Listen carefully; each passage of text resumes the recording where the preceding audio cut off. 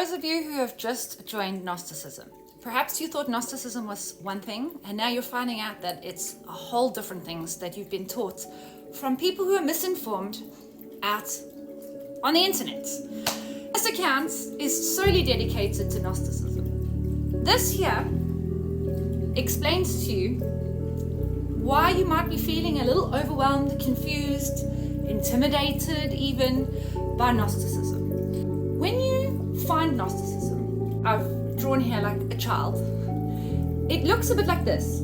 It's basically like a pie that's been cut up, lots and lots of different pieces. Each of them have layers.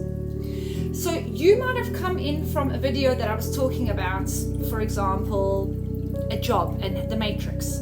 Or you might have come in talking about different other types of spirituality. It's a bit different than Gnosticism, for example, that nature's actually a trap and part of the matrix.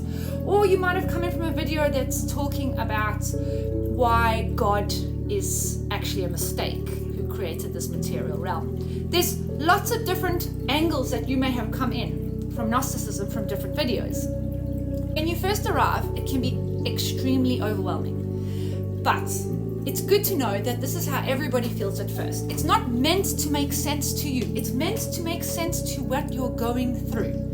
Gnosticism will catch you at a particular subject that interests you. That's how it gets you in. So you might not be interested, for example, in anything to do with Jesus. You might have in fact grown up in a home where you had some religious trauma. So talking about Jesus is incredibly triggering. Or, for example, you might not be interested in like the spirituality part, which is to do with the 7 realms and escaping them and how astrology ties to it.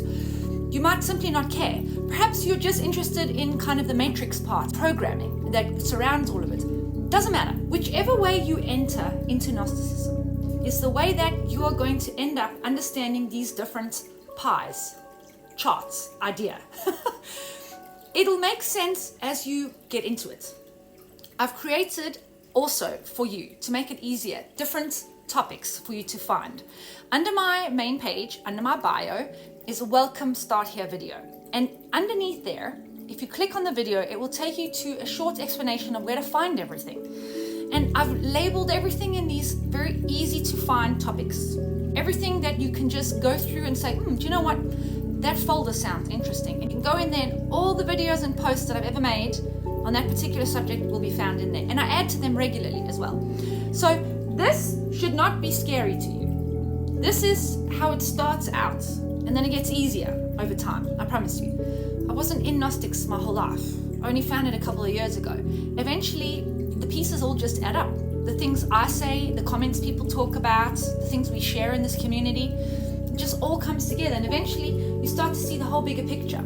It's not so intimidating or scary. And if you find the videos underneath that welcome video, under my main page, under the bio, where the topics are, you're going to find most of your questions answered, at least all the fundamentals. Because that's why I started this account 2 years ago, with the very fundamental basics of Gnosticism, including their cosmology story. Once you have that fundamentals in place, you really need to read the Apocryphon of John, which is the foundation text in Sethian Gnosticism, which this account is for. Sethian Gnosticism has nothing to do with the ancient god Set, S-E-T. Seth and Set are not spelled the same. And number 2, there's also on the internet something called the Seth materials. Be very careful. That was put there by an archon so that you would get lost in that realm of Seth material, thinking that it's to do with Sethian Gnosticism. They have very, very cleverly hidden all of Sethian Gnosticism and Gnosticism very well. So you just need to make sure you don't fall into those traps. All you really need to understand a lot of Sethian Gnosticism is the Apocryphon of John. Also, be careful of downloading free copies on the internet. They belong to cults.